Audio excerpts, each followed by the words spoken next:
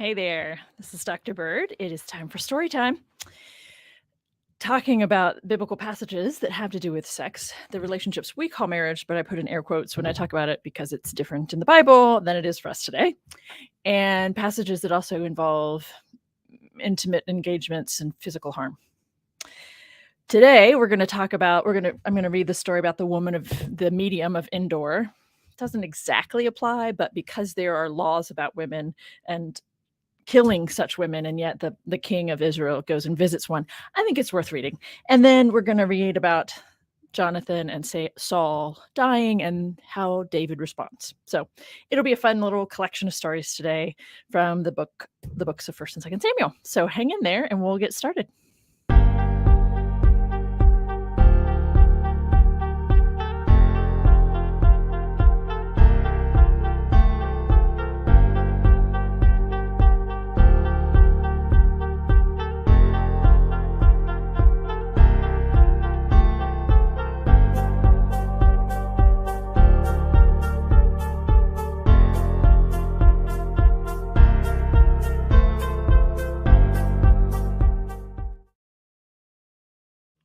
Okay, so I might just get some music created for my intro. What do you think? That'd probably be a good idea. Maybe I'll get it by the time I'm done with this series. It was so sweet. There were some people who showed up for this live or who watched my videos later, who showed up for the interview the other night, which was just really sweet. I'm touched by that and touched that you all watched it or joined us live. Either one, it's lovely. Thanks for your support. And I am going to put in the comments the information about my new book. It is in print, and they have mailed some copies out to reviewers, so I know it's actually in print. I don't know if they're releasing the e-version right away or not, but the e-version is available. And it didn't go into all in one. I don't understand why it does that. Let me try this again. Don't know why it puts those into two separate. Anyway, hey there.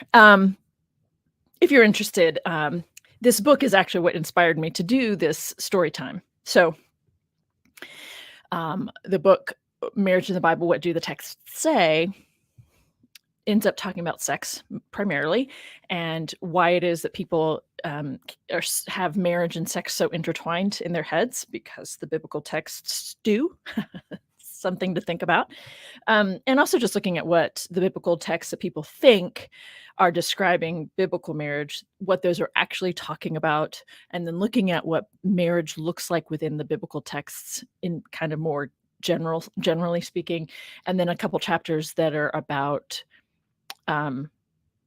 other things that I think should be included in the conversation that typically are not, such as talking about first century friendships when we're looking at the passages in the Newer Testament, or even when we're talking about someone like Jonathan and David.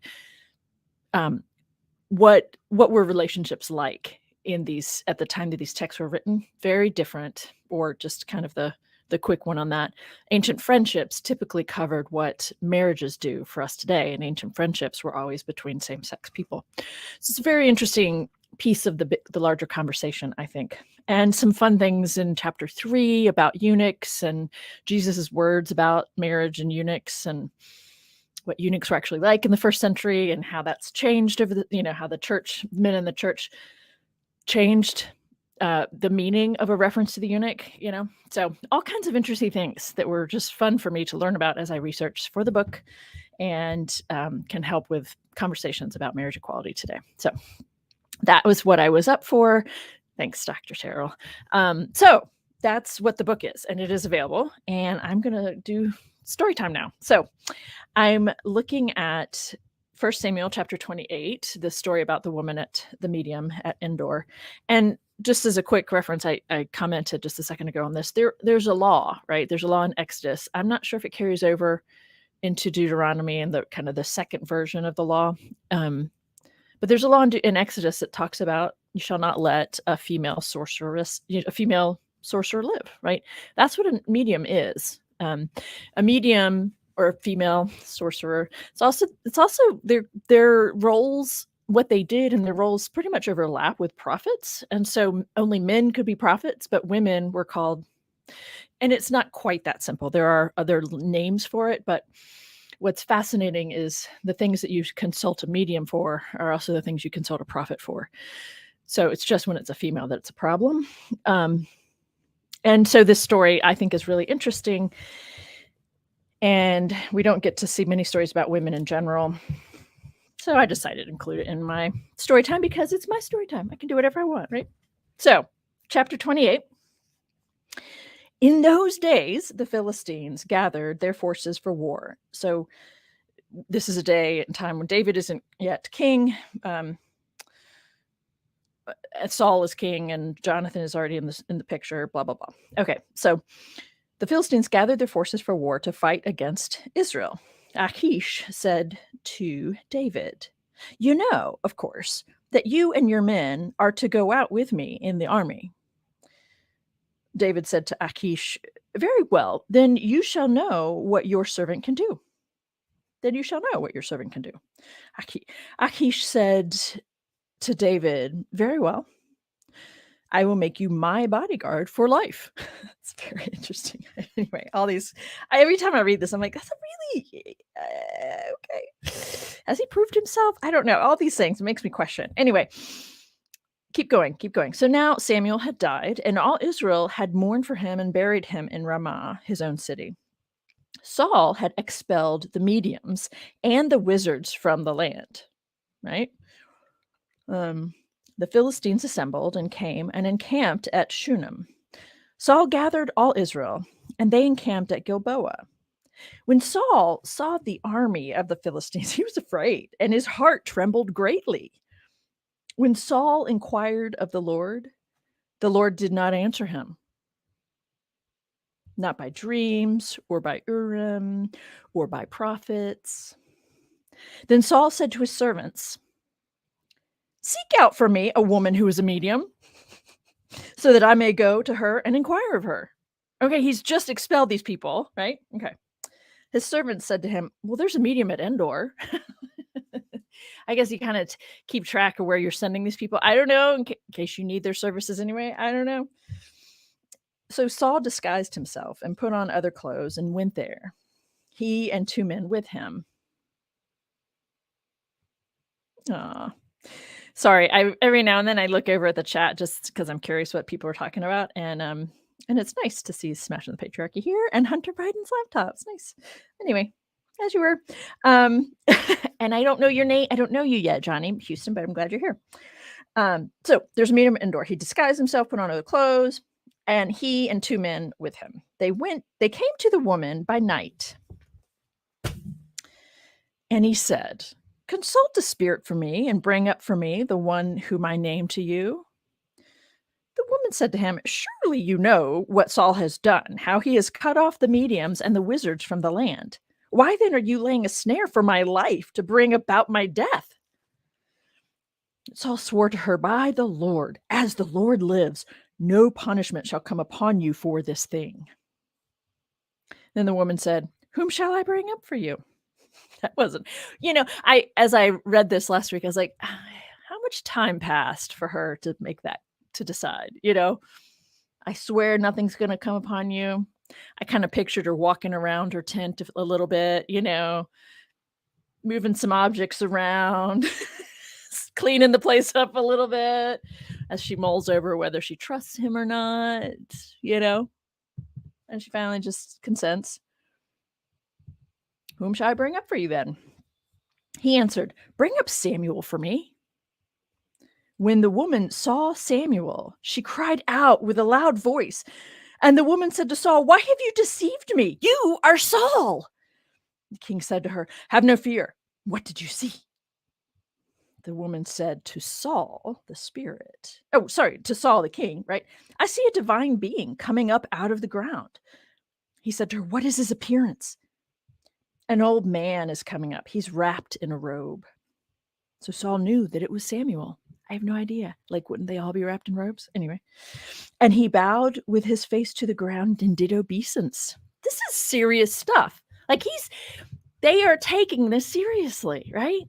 Like, that's what's so interesting to me about this story and so many other stories like it. What it tells us about their practices and their beliefs, and that, um, well, maybe we shouldn't be down on people who do seances. You know what I'm saying? Like, anyway, I just think it's really interesting. Then Samuel, so the spirit of Samuel, said to Saul, "Why have you disturbed me by bringing me up? We're having a good party down there." Saul answered, "I am in great distress, for the Philistines are warring against me, and God has turned away from me and answers me no more, either by prophets or by dreams. So I have summoned you to tell me what I should do." Samuel said, "Why then do you ask me? Since the Lord has turned from you and become your enemy, the Lord has done to you just as he spoke by me. For the Lord has torn the kingdom out of your hand and given it to your neighbor David. Because you did not obey the voice of the Lord and did not carry out his fierce wrath against Amalek, therefore the Lord has done this thing to you today. Moreover, the Lord will give Israel, along with you, into the hands of the Philistines, and tomorrow you and your sons shall be with me. The Lord will also give the army of Israel into the hands of the Philistines." So apparently, when you live in the land of the dead, you are plugged into that whole, like, all time is present and you know the future. I mean, I don't know. I think these things are very interesting, what they tell us about what people believed and all these. I just think it's really fascinating. Okay, this is a fun story. Immediately, Saul fell full length on the ground, filled with fear because of the words of Samuel, and there was no strength in him, for he had eaten nothing all day and all night. That is a pretty terrifying report, right? You're going to be with me tomorrow. Whew. I'm not ready to die. The woman came to Saul, and when she saw that he was terrified, she said to him, "Your servant has listened to you. I have taken my life in my hand and have listened to what you've said to me. Now, therefore, you also listen to your servant. Let me set a morsel of bread before you. Eat, that you may have strength when you go on your way." He refused and said, "I will not eat." But his servants, together with the woman, urged him, and he listened to their words. So he got up from the ground and sat on the bed. Now, the woman had a fatted calf in the house. She quickly slaughtered it, and she took flour, kneaded it, and baked unleavened cakes. She put them before Saul and his servants, and they ate. Then they rose and went away that night. All these things kind of makes me giggle, right? That takes a long time to do. Slaughter, you know what I'm saying? Like slaughtering a calf and doing all the things you got to, dressing the body. I'm like, yeah. It always makes it seem like it takes, half an hour when it took hours, right? Okay. Anyway, that's the medium at Endor. There she is. Consulted. She does her job, right? She seeks him out. He seeks out to hear from Samuel, and it works, and it's accurate. I mean, all very interesting things, right? But, and I always, make these connections to today, right? That only people in positions of power get to decide when they want to break the laws, right? You know what I mean? Like, he got to decide, like, he got rid of the mediums and everybody because he, for various reasons, and it says to in the laws or whatever, getting rid of him is better than putting him to death, whatever, right? It is. And then he gets to decide that it's okay to break the law, like, because he's the one in charge. And I get tired of seeing this kind of a thing in a book that's treated like that is called a sacred collection, right? Or a whole or word of God. So many people, understandably, but so many people refer to the Bible as the word of God. And I get really tired of seeing people in charge taking advantage of their positions of privilege and power. And it's just fine. Nobody really, I mean, you know what I mean? we're about to read a story about it, as another story about it. So it's not like it's just it's not like it's just once every now and then, right? It happens all the time. And so no wonder so many people are confused today about what it means to be an upstanding male. For instance, when all of their models are kind of bloodthirsty, violent, compulsive people. I don't know. I'm not trying to excuse the behaviors. I'm just saying when people read about people in power getting away with stuff, right? No wonder it happens so much still. Like, why wouldn't people aren't being taught to be respectful. Okay. So I'm going to skip over the next chapter or two about the war, and I'm going to skip to the end of 1 Samuel and the dying of Saul and Jonathan, and then right into the first chapter of 2 Samuel, where that has David responding. I also think it's worth pointing out. It doesn't really matter. I just find it really interesting that David is such a talented musician, according to the stories, and so much poetry and music is attributed to him. Just a sensitive person, right? Is what that tells me about him. And the poor guy has some serious issues, I guess. All right, chapter 31 of 1 Samuel. I'm just going to check in over here. Yes. Okay, chapter 31. Now the Philistines fought against Israel. Do you all have the same issues listening to these names today that I'm having saying them?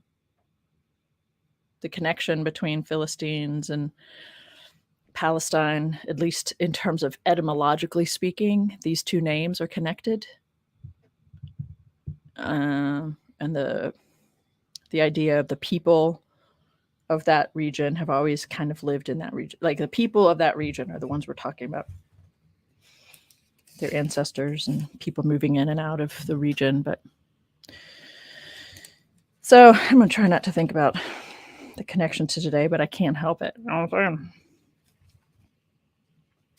Now, the Philistines fought against Israel, and the men of Israel fled before the Philistines, and many fell on Mount Gilboa. The Philistines overtook Saul and his sons, and the Philistines killed Jonathan and Abinadab and Malchishua, the sons of Saul.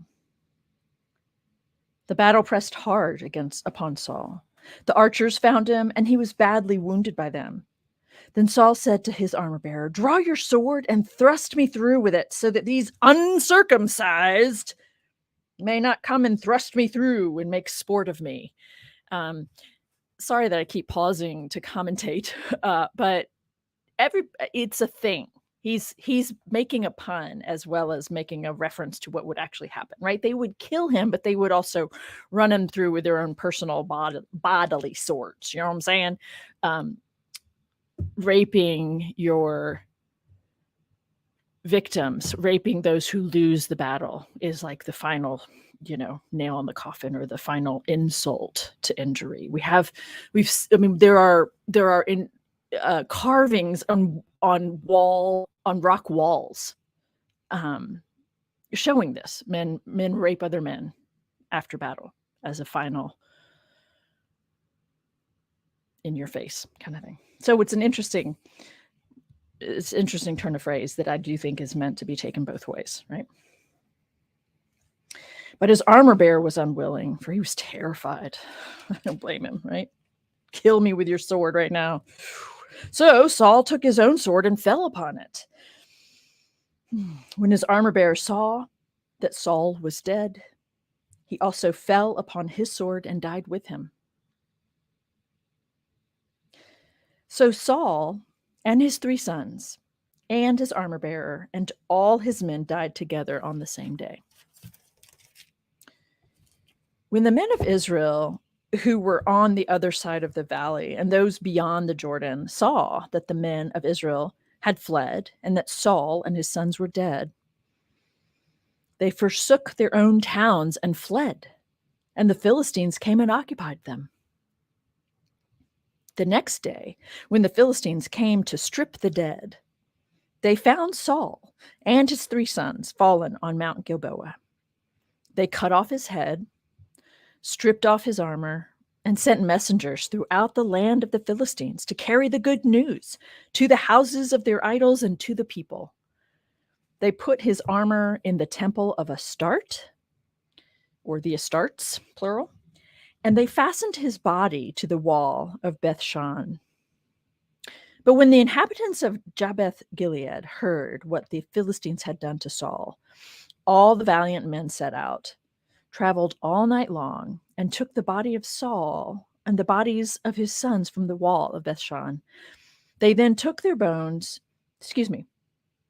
of Bethshan. They came to Jabesh and buried them there.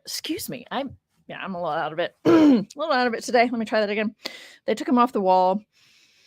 They came to Jabesh and burned them there. Then they took their bones and buried them under the tamarisk tree in Jabesh and fasted 7 days. It's a long fast. After the death of Saul, when David had returned from defeating the Amalekites, David remained 2 days in Ziklag. On the 3rd day, a man came from Saul's camp with his clothes torn and dirt on his head. When he came to David, he fell to the ground and did obeisance. David said to him, "Where have you come from?" He said, "I've escaped from the camp of Israel." David said to him, "How did things go? Tell me." "The army fled from the battle, but also many of the army fell and died, and Saul and his son Jonathan also died." Then David asked the young man who was reporting to him, "How do you know that Saul and his son Jonathan died?" The young man reporting to him said, "I happened to be on Mount Gilboa, and there was Saul leaning on his spear, while the chariots and the horsemen drew close to him. When he looked behind him, he saw me and called to me. I answered, 'Here, sir.' And he said to me, 'Who are you?' I answered him, 'I am an Amalekite.' He said to me, 'Come, stand over me and kill me, for convulsions have seized me, and yet my life still lingers.' So I stood over him and killed him, for I knew that he could not live after he had fallen. I took the crown that was on his head and the armlet that was on his arm, and I have brought them here to my Lord." It's a different ending to his life than what we just read about. Not a big deal, but different, right?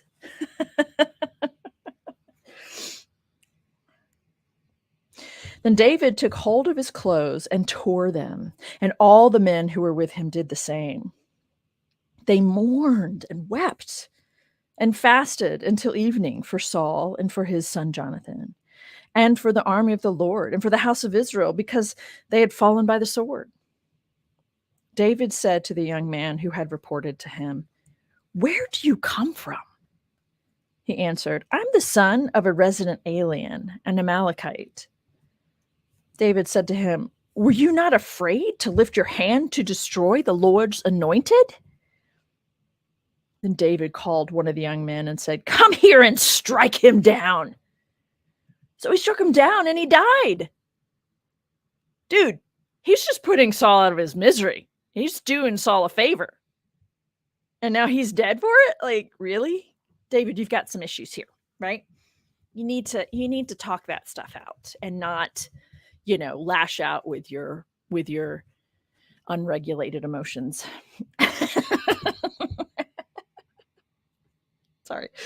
David said to him, "Your blood be on your head, for your own mouth has testified against you, saying, 'I've killed the Lord's anointed.'" I mean, petty, immature much? I don't know. I just get really tired of this stuff.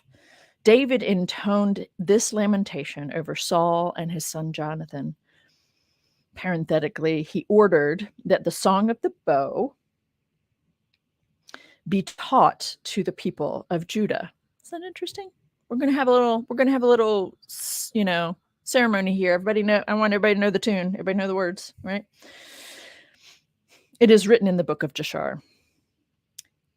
David said, so this is according to the story, right? David is singing I don't think he's just saying. I think he's singing the next, 8 or 10 verses. And in the book, the version that I'm looking at, it's in a different format, right? You can see the formatting's a little bit different. That's what you get when you come to poetry or to a song. They format it that way to let you know what we're talking about here. But you won't look like that in the Hebrew manuscripts. So I'm not going to sing it because I don't know the tune, but I do find this song really interesting. I'll finish reading it and then I want to comment, just raise a comment or two. And so here's the song. It's an interesting question, Miss Seaside Hill Granny. Mm-hmm. Yes, it is very testosterone. I'm just gonna put this up here because this is exactly right. Right? That's right. Okay. Moon Pearl. I just saw the comment, and we're reading in 1st and 2nd Samuel. I read the story about the medium of Endor, and now I just read about the death of Saul and Jonathan, and now we're about to read the response that David created. He wrote a song and apparently put these words to the tune of the Song of the Bow, perhaps, or maybe that was separate. I don't know, but these are the words, and I find them really fascinating. Your glory, O Israel, lies slain upon your high places. How the mighty have fallen. It's a bemoaning. It's not a victorious. This is bemoaning that, right? Tell it not in Gath. Proclaim it not in the streets of Ashkelon, or the daughters of the Philistines will rejoice. The daughters of the uncircumcised will exult. I'm going to keep going and come back and comment. You mountains of Gilboa, let there be no dew or rain upon you, nor bounteous fields. For there the shield of the mighty was defiled, the shield of Saul, anointed with oil no more. From the blood of the slain, from the fat of the mighty, the bow of Jonathan did not turn back, nor the sword of Saul return empty. Saul and Jonathan, beloved and lovely. In life and in death, they were not divided. That's debatable. They were swifter than eagles. They were stronger than lions. O daughters of Israel, weep over Saul, who clothed you with crimson in luxury, who put ornaments of gold on your apparel. How the mighty have fallen in the midst of the battle. This is not rejoicing, right? Jonathan lies slain upon your high places. I am distressed for you, my brother Jonathan. Greatly beloved were you to me. Your love to me was wonderful, passing the love of women.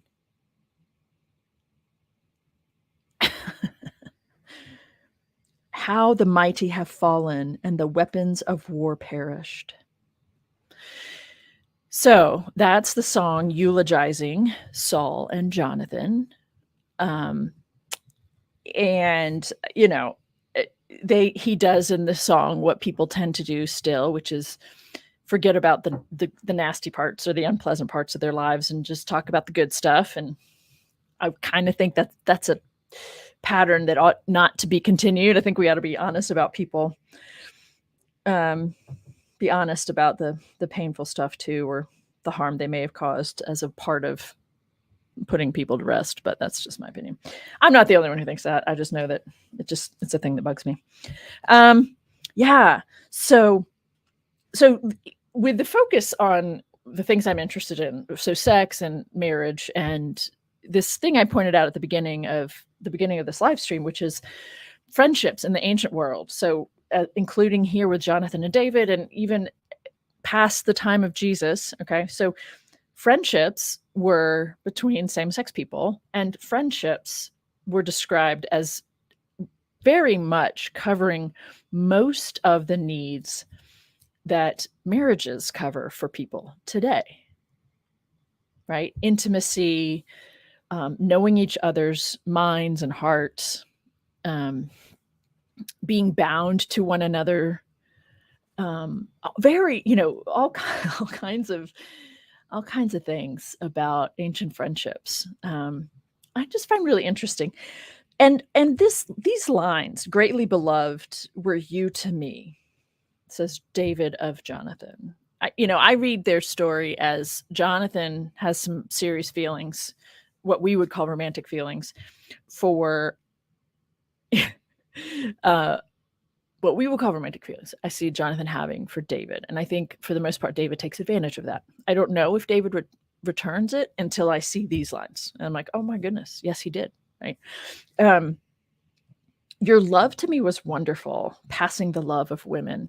There's a piece that I read as I prepared to, in researching for my book about this line that was written by a Jewish man who's a Hebrew Bible scholar, Daniel Olyan, I think, and I don't remember if that's correct, but I might be able to link that chapter or that piece in the description.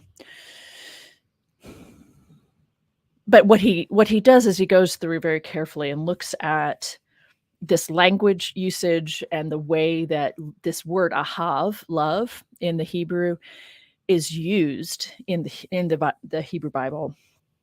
And so what are we talking about? It's similar to, people like to make a thing about there being different types of love in the Greek. There's phileo, there's, I'm just drawing a blank right now. My brain's a little fuzzy. You all know what I'm talking about better than I do, probably. So the three different types of love, and with, blah, blah, blah, blah, blah. Which are we talking about here? And romantic and devotion, like being devoted to, and all the different things. Well, there really isn't a lot of, people don't toss around the language of love. People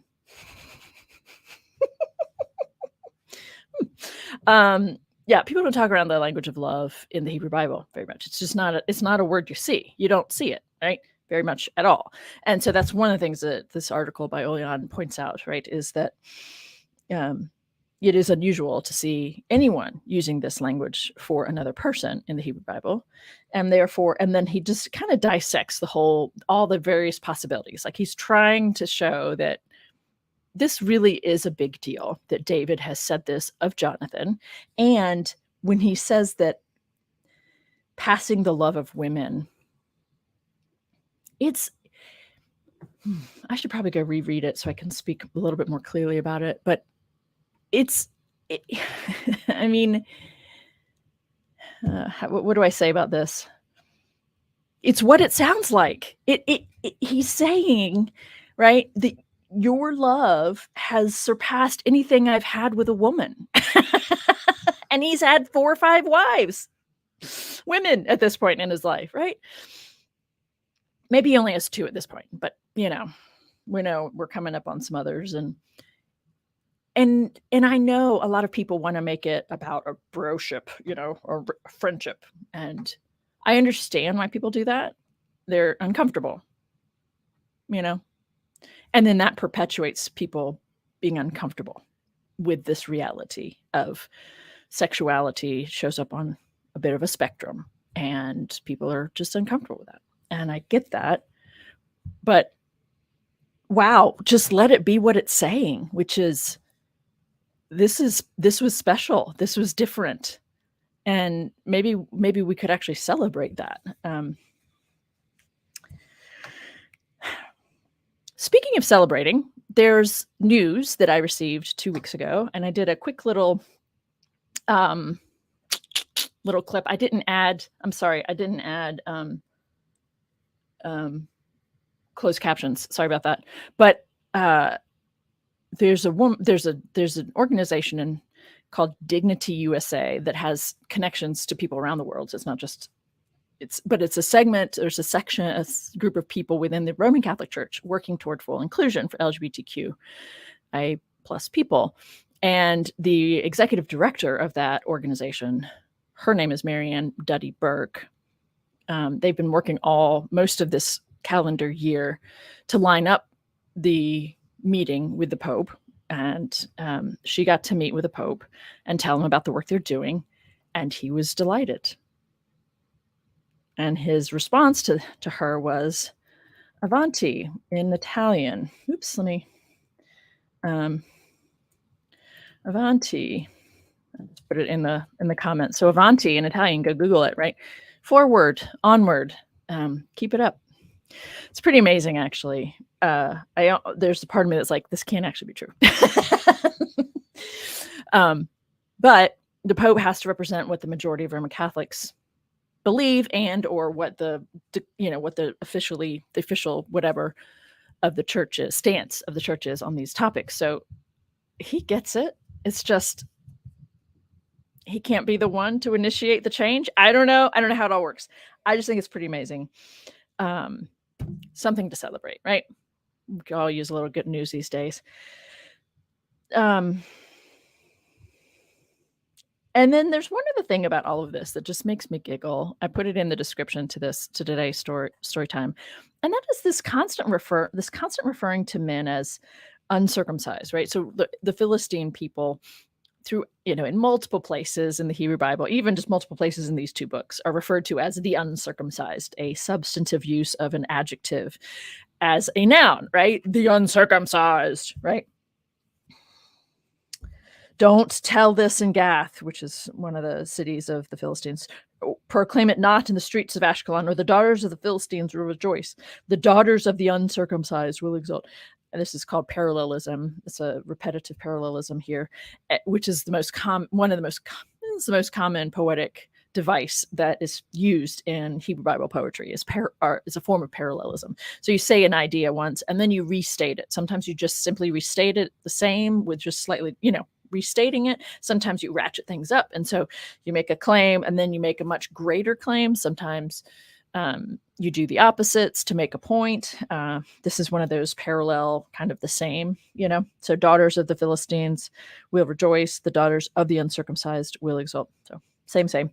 But, I recently had someone reach out to me who's in a Bible study group with a bunch of men, and they're asking if this whole thing about whether Christian men should be circumcised. I'm like, it's so interesting how much of the worries of this tradition revolve around men's penises. It's funny to me, right? What if people were walking around referring to a group of people this way today? Like, what would that sound like? How would you seem if you were referring to your enemies, by the way, as men with a different kind of a penis than you, basically? Sure, I get it. It's the covenant. It's the mark of the covenant. Your commitment to your Lord is by circumcising, cutting off the tip of the penis, right? The foreskin. I get it, right? I get it, but it's ridiculous the way it gets just it gets out of hand. Yeah. My answer to him, by the way, was that if you're a Christian upholding the Hebrew Bible law, you've misunderstood what Paul said and did for Gentiles, which is Gentiles get into the covenant by not having to keep the laws. If you're Jewish, which is by descent, that's the laws are for you, and you keep them, and that's your gig, right? But if you're a Christian and insisting on it, you've really misunderstood what Paul said. And apparently I was persuasive for some and made some just dig in, which is normal and the way things go. But anyway, interesting things in the story today. Eulogizing, kind of a sad example when you rewrite the person's story, leaving out the messy stuff. I don't think they did us a favor by setting that kind of example here. But also his willingness to acknowledge how important Jonathan was to him. It's just stated so plainly, and beautifully, I think. Anyway, so many things. That's it for today.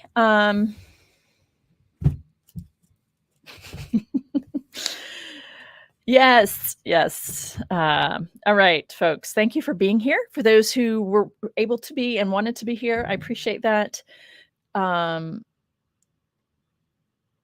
Uh, sorry, I'm looking at the comments, seeing if there's something I needed to respond to, but I don't think there is. Thank you for that comment. I appreciate that. It's even more ridiculous, you know. Right, right. Uh-huh. Okay. These are odd okay, I'm gonna just wrap it up here. Sorry, I got distracted by the comments, which are often quite fun and entertaining. So yeah, thanks for being here. Was there something else I needed to say about anything? I will continue to share upcoming interviews in my communities tab, and I will go add the discount code and the website to the description of the previous one. I'll make sure to include that moving forward. What will be the topic of the next stream? Oh, Johnny, that's really sweet that you asked, but I don't even know until an hour before usually, but I do try to plan ahead. It just hasn't worked. So actually, since you've asked, I'm going to keep reading, moving through 2 Samuel and see what we come up with. And it's just, I'm trying to focus on the topics of sex and the relationship we call marriage, etc. And so I don't remember what's coming up next along those lines, but I will do my best to announce it and have it ready earlier than I did today. So thank you all. And yeah, have a good weekend.